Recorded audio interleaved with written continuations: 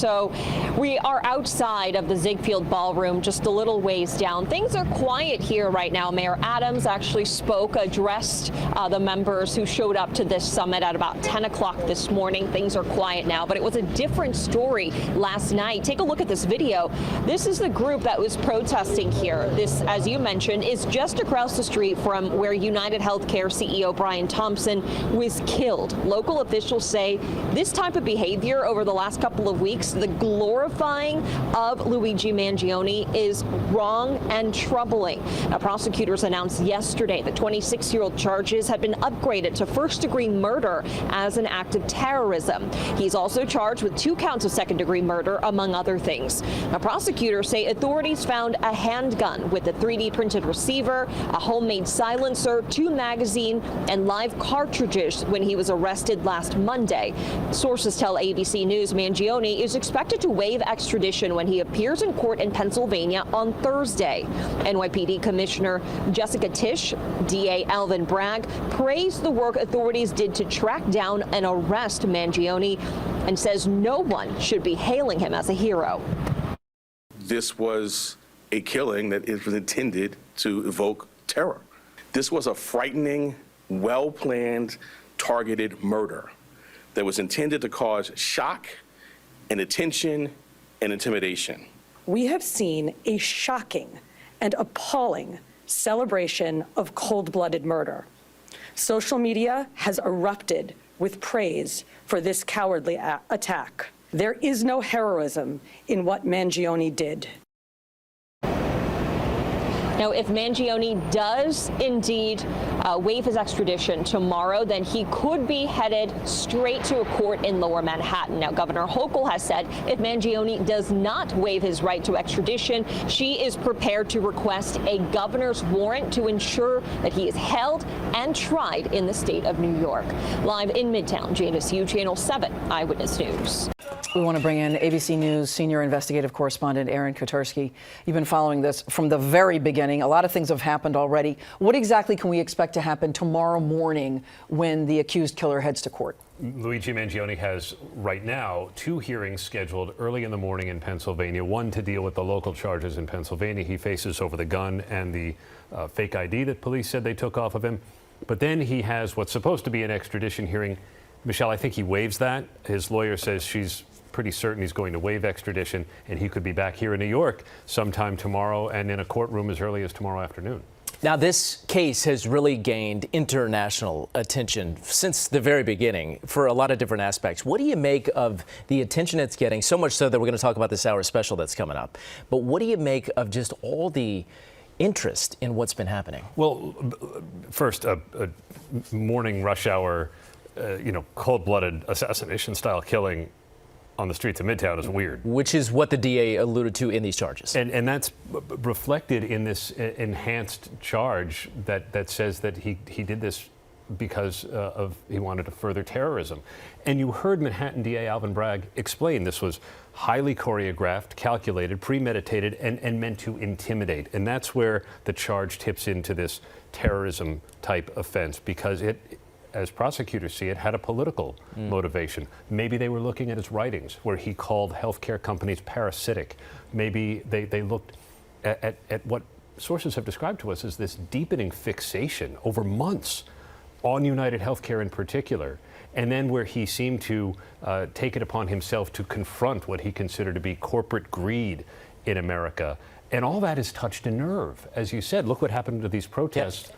Right by the scene last night. And by the way, and I know, Brittany, we all have more questions, but there was a new poll out this morning from Emerson that said that 41% of the respondents, young people, said that the killing was acceptable. And you heard Police Commissioner Jessica Tisch say that kind of an attitude is just vile. There's nothing to celebrate, she says, and there's no heroism in what he did. And yet, that attitude persists over the last 2 weeks. And you're a part of a 2020 special, really digging deep into the manhunt. What can we learn new from this special? We're trying, and we are going to take a deep dive and go through all of our reporting. Ina will be on it too, so you'll see Josh in there too. And I think that the goal is to understand not only what went on literally minute by minute, but also to try to understand this phenomenon we've seen around the country, the sympathy, and even the celebration of the killer. We'll see how the court proceedings appear to be playing out shortly back here in New York with this new indictment. Aaron Kotersky, we appreciate it. This was a frightening, well-planned, targeted murder. Luigi Mangione, the man accused in the killing of UnitedHealthcare CEO Brian Thompson, now facing an 11-count indictment. They include 1 count of murder in the first degree as a killing in furtherance of terrorism, 2 counts of murder in the second degree, 1 charging that the killing was done as an act of terrorism, and the second pertaining to the fact that the killing was intentional. Prosecutors allege Mangione gunned down Thompson on December 4th. What followed, they say, was an outpouring of praise for the suspect and fear reported by other executives. People ghoulishly plastered posters threatening the other CEOs, with an X over Mr. Thompson's picture, as though he was some sort of a sick trophy. Under New York state law, the charge of murder in the first degree is rare. It only applies to a narrow list of aggravating factors, including intent to commit terrorism. Criminal defense attorney Joey Jackson says that charge could carry weight in court. If a jury doesn't buy that you were coercing a civilian population by engaging in terrorism, they still could buy and should buy, with all the evidence we've learned, that it was intentional murder, which still gets you second-degree murder, which still can get you a life sentence. Mangione is expected in a Pennsylvania court Thursday for a preliminary hearing and then a hearing on extradition to New York. I'm Maribel Gonzalez reporting. Well, Christina Maurice, Luigi Mangione is set to appear in court here at 8:30 tomorrow morning. And now that his attorney tells CBS News New York that he will waive extradition, that could put him in front of a New York City judge for his Manhattan arraignment within hours. New details tonight about Luigi Mangione's communication in the Pennsylvania prison where he's being held. The 26-year-old suspect has received 40 emails and 53 pieces of mail there since his arrest at an Altoona McDonald's last week, and has had 158 deposits into his commissary account. But he may not be there much longer. He's expected to waive extradition in a Pennsylvania courtroom Thursday morning. If he waives extradition, that should be quite quick. New York Law School professor Anna Kaminsky. The idea is we want to be able to get him over here to answer the charges that are pending here in New York. So in a matter of a day or two at most. Tuesday, Mangione was indicted on 11 charges in Manhattan for the assassination of UnitedHealthcare CEO Brian Thompson in Midtown, including first-degree murder in furtherance of terrorism. This was a killing that was intended to evoke terror. And we've seen that reaction. The NYPD is revealing investigators spoke to Mangione's mother the day before he was arrested, and while she did not identify him in the photos being circulated, she did tell them it might be something she could see her son doing. CBS News New York has learned Mangione has had 3 visitors in prison, not from family, but rather his 3 attorneys, including Manhattan prosecutor turned defense attorney Karen Friedman Agnifilo. What would be the benefit of him waiving extradition on Thursday? The benefit is he gets his New York case to start. We already know that Pennsylvania has said they are not going to move forward with their case until the New York case is completed. And so this means that once he's here, he can actually be arraigned and the case can begin with respect to his New York charges. Well, in case Mangione changes his mind tomorrow and decides to contest extradition again, then Governor Kathy Hochul says she will swiftly sign a special warrant to then get him back to New York City in a matter of days. Christina Maurice. Ali, so if Mangione does go ahead and waive extradition tomorrow, what are the next steps here? What does that look like? Well, Maurice, law enforcement sources tell us that NYPD detectives will be on hand here in Pennsylvania to make sure he's transported straight to Manhattan, where he's expected to go right to central booking in the Manhattan Criminal Courthouse, where we're told he will be photographed before his arraignment, which could happen either tomorrow late afternoon or early Friday morning. Now, if he's then remanded without bail at that arraignment, which does appear to be likely, we're told that he is expected to be isolated in protective custody at Rikers Island. Maurice and Christine.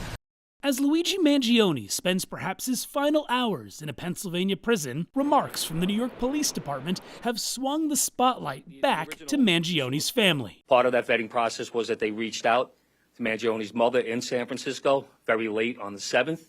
They had a conversation where she didn't indicate that it was her son in the photograph, but she said it might be something that she could see him doing. Mangione's mother, Kathy Mangione, called in a missing persons report in San Francisco for Luigi 16 days before the Midtown Manhattan shooting. A law enforcement official told CNN she called San Francisco police because it was the last city she thought Luigi lived. His mother told authorities she'd been calling her son repeatedly, but the voicemail was full. The law enforcement official also said that when asked by police, Mangione's mother said she didn't feel her son was a danger to himself or others. Less than a week later, investigators say Mangione arrived by bus at New York City's Port Authority. Mangione's Baltimore family is well off. According to the Baltimore Sun, his grandfather, Nicholas Mangione, built a local real estate empire that included nursing home facilities around Maryland and 2 suburban country clubs. But during his first court appearance in Pennsylvania, Mangione told a judge he had been in contact with his family, quote, until recently. On Monday, a friend told out front a similar story. He said that the people around him were not on his wavelength, and he was eager for a community of like-minded people. And that was one of the reasons why he wanted to talk to me. He just said that the people around him, he couldn't really talk to them because, like, he said that they were on a different wavelength. Mangione's family friend, Santo Grasso, told the Wall Street Journal he felt the family was blindsided by the news of Luigi's arrest. Mangione also wrote about his mom in at least one online post, according to the Wall Street Journal. In an online book review, he remarked how his mother would make him eat steak with his right hand, even though he was left-hand dominant, out of adherence to social norms. According to the Pennsylvania Department of Corrections, Mangione has spent most of his time behind bars alone, continuing to take all of his meals by himself in his cell. A prison spokesperson saying while Mangione has received money for his prison commissary account, dozens of emails, and new tonight, more than 50 letters, still, the spokesperson says, no family have visited, just attorneys. Well, even at this hour, yes, things are shifting, even with Luigi Mangione on that plane heading back to New York City. We now know those federal charges, they have been unsealed. It's a 4-count indictment. One of those charges includes murder, which means down the line, if convicted, this could be a death penalty case. At 10:41 this morning, Luigi Mangione boarded a plane at an airport in nearby Altoona. He was surrounded by NYPD officers. In court today, in the words of Mayor Eric Adams, a key piece to this puzzle is now in place. After initially fighting extradition, the 26-year-old signed off on that order in front of a Pennsylvania judge. The first hearing in court lasted only about 6 minutes. The suspect waived his right to a preliminary hearing on charges here. Then there was a very awkward, roughly 1-hour break during which Mangione sat alone in court while his lawyer and prosecutors met behind closed doors with the judge. He was well aware everyone in the room was watching his every move as he sat handcuffed and shackled. We move forward with a vigorous defense of these charges, and my mood hasn't changed one bit. And how is he feeling, attorney? Like I said, I mean, just use common sense. He's got a lot on his mind, but he's good. It would have been laughable and a waste of resources and time for us to try to keep this defendant here for our charges and delay New York's custody of the defendant for the more serious case. Now, as Mangione both arrived and left this courthouse, there was a small group of supporters chanting "Free him," similar to what we've seen back in New York City. And one last note, as the hearing was wrapping up, prosecutors had one last request for the judge, that being to never have Mangione back here again. For now, we're live outside Blair County Courthouse. Kimberly Richardson, Channel 7, Eyewitness News. Luigi Mangione, the suspect accused of killing UnitedHealthcare CEO Brian Thompson, has officially waived extradition, will now be transported by plane back here to New York City. NYPD detectives traveled to Pennsylvania last night to bring Mangione back to the city for an arraignment that could happen now in just a matter of hours. On Tuesday, the 26-year-old suspect was indicted on 11 charges, including first-degree murder in furtherance of terrorism, accused of killing Thompson on the morning of December 4th outside the Hilton Hotel in Midtown Manhattan. Police say he traveled to Manhattan and lied in wait for Thompson before walking up behind him and shooting him in the back and in the leg. Let's go to CBS News New York reporter Ali Bauman. She's live for us this morning in Hollidaysburg, Pennsylvania. She had a seat inside the courtroom during that hearing. Ali, tell us what that was like. So, Doug, right now, Luigi Mangione is in the custody of the NYPD. As you mentioned, I was inside the courtroom for that hour-and-a-half appearance that just happened. I was seated actually inside the jury box, so I had a direct view, the ideal view of being able to see all of what was going on and being able to get a straight-on view of Luigi during the entire 90-minute proceeding. So it was a packed courtroom. I mean, there were people sitting on the floors, people standing in the back. It was people waiting outside to get in. Right now, behind me, actually, there are even supporters of Luigi that are outside here with signs saying "Free Luigi." There were both reporters in the courtroom as well as members of the public and supporters of him who had previously been joining the people out here. Now, throughout the proceeding, Mangione, he came in, he was clean-shaven, wearing a orange jumpsuit. He was in shackles, both handcuffs around his ankles and his wrists. He appeared to be more subdued than his appearance last week when we were here, where he was swiveling around in his chair more. He was looking around the room more. At this point, he seemed to be a little bit more subdued. He spoke for a long period of time to his attorney while he was seated in the chair. Could not hear, obviously what the two were talking about, but he had seemed relaxed. He at times was even smiling and shrugging and being very expressive with his facial expressions as he was discussing there. So during that appearance, Luigi and his attorney signed the waivers for his extradition, and the DA actually requested specifically that after he be signed those papers and the judge accept them, that he be remanded directly into the custody of the NYPD instead of returning to the Pennsylvania prison first, where he's been held since his arrest last week. And again, Luigi seemed relaxed while he was sitting in the chair, even though he had at least a dozen NYPD officers and detectives seated right behind him in the front row of the courtroom, wearing their uniforms, wearing bulletproof vests, some of them, waiting for that extradition so that they could immediately take him into custody and bring him back to Manhattan right now. So after the proceeding was over, they signed the papers. The sheriffs brought him back into the back room of the courtroom, and now he's being brought into NYPD custody to presumably be brought over to Manhattan. Doug? So, Ali, what now? What is your impression of what happens when Luigi Mangione makes his way back to New York City? Doug, so we know that he's going to be flown directly to New York City. It's about a half hour to the airport and about an hour flight to New York City. So as soon as he's able to leave this courtroom and fills out all the appropriate paperwork, he potentially could be back in New York in a matter of 2 hours or so. So after that point, initially we were hearing that he was going to be going directly to the Manhattan criminal courthouse for his arraignment on the charges from the state, on the murder one charges from the state. It is possible now that he may potentially be facing federal charges, that he could be going to federal court. But at this hour, we know that he's going to be going and going directly to Manhattan to be arraigned on the state charges. And part of the extradition being waived means you've said in your reporting he will likely head to Rikers Island. Do we know anything else about what his incarceration in New York will be like? Yes, assuming that he's remanded after the arraignment in Manhattan, he's going to likely, as according to our law enforcement sources, go to Rikers Island, where we're told he's going to be held in isolation, in protective custody there, because he's such a high-profile figure that has garnered so much attention with this case. And you mentioned the potential looming federal charges that may change the exact location of the courtroom that he will be in, we assume, later today in Manhattan. Can you talk more about the 11 charges that Mangione faces from the state as of now that we know of? Yeah, so right now, as of Tuesday, after the district attorney in Manhattan he was indicted on the 11 charges for the murder of the UnitedHealthcare CEO Brian Thompson. The top charge there is murder in the first degree in furtherance of terrorism. Murder in the first degree is a particularly rare charge for New York City. It usually, in terms of a serial killer or someone who has killed a witness or killed a cop. Obviously, none of those were the cases here, but that is why that terrorism charge has been connected with murder one. He's also been charged with 2 counts of murder as well, in addition to the forgery charges and the gun charges for the ghost gun that they said he had with them at his arrest.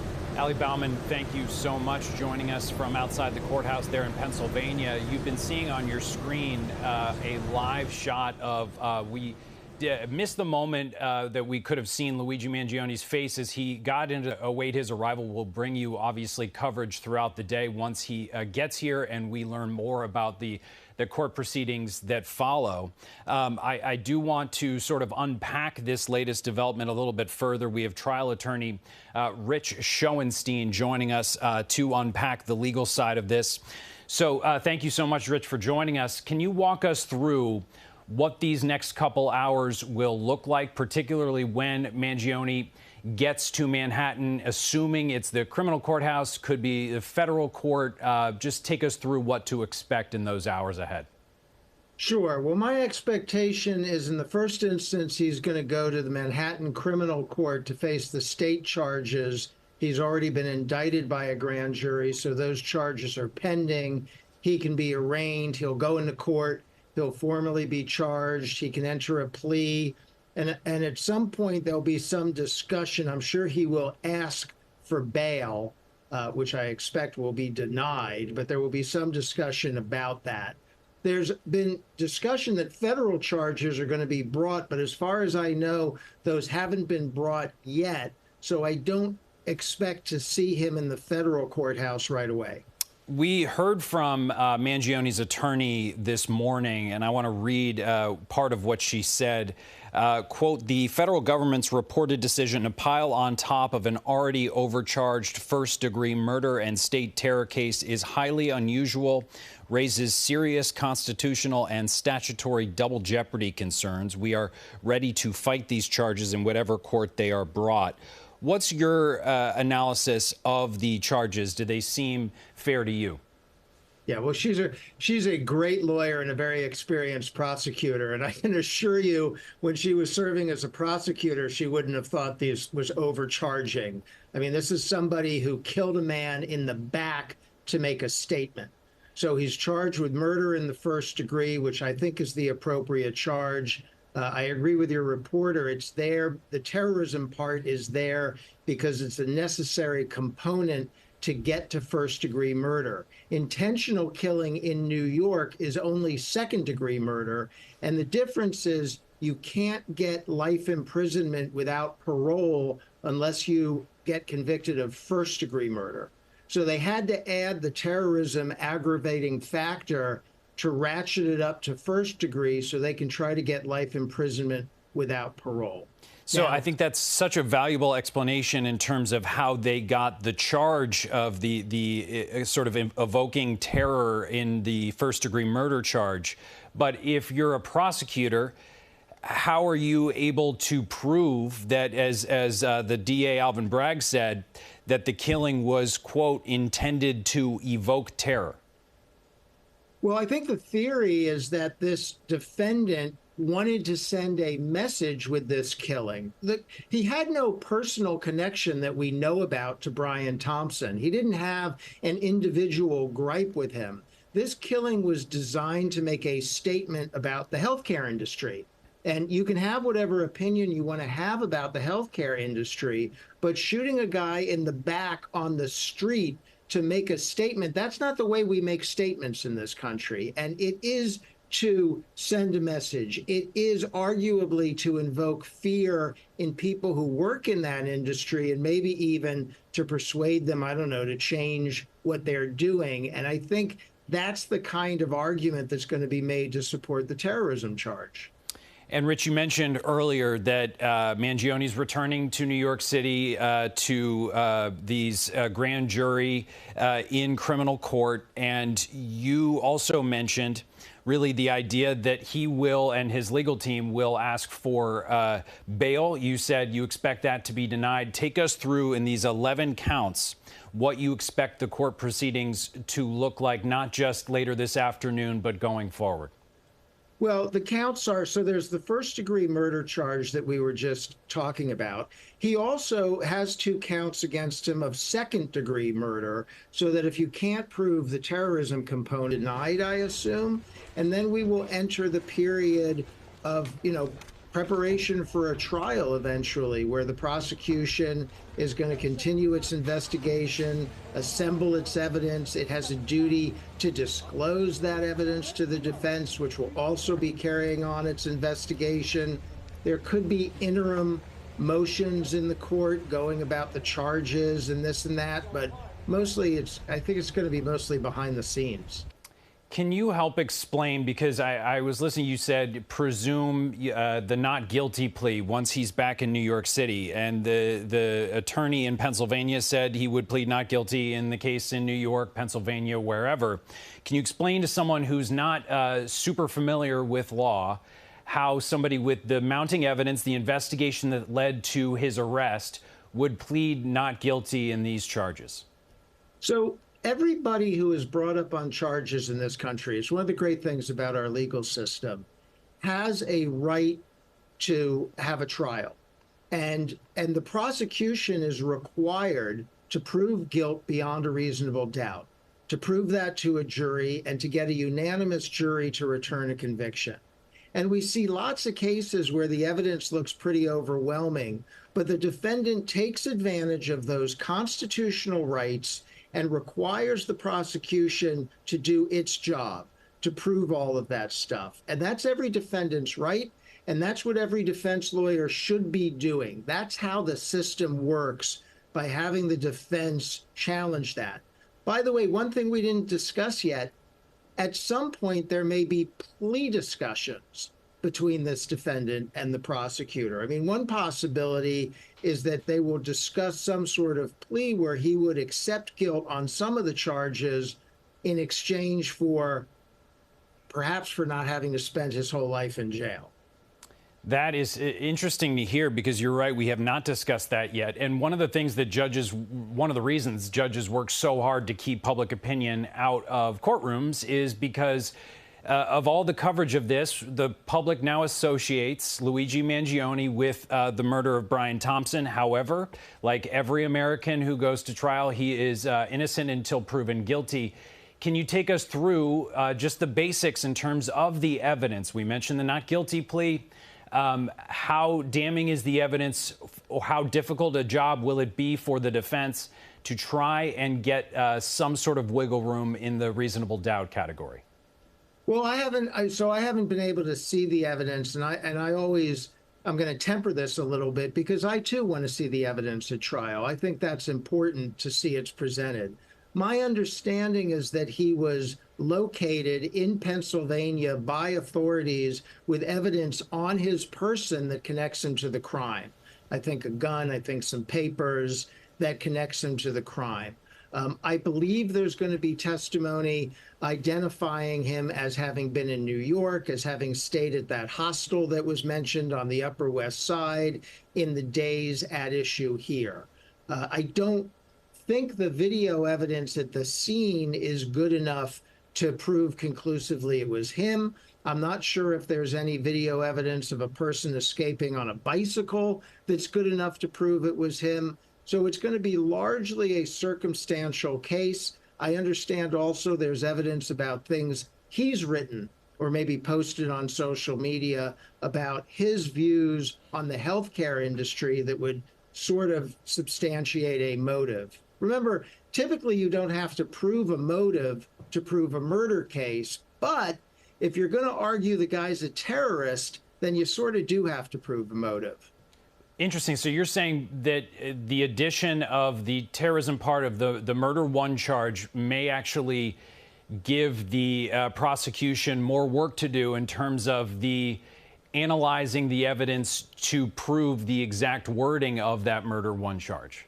It absolutely gives the prosecution more work to do. To prove murder two, all they need to prove is he's the guy who did it, that he came to New York, that he had a ghost gun, that he got to the guy on the street and shot him on the back.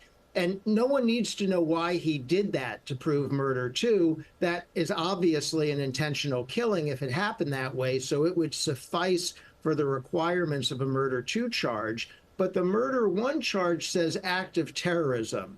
And I think you're going to have to peer into his motivation to prove that. I do think it's a tougher sell on the evidence, which is why some people have been critical of the charge.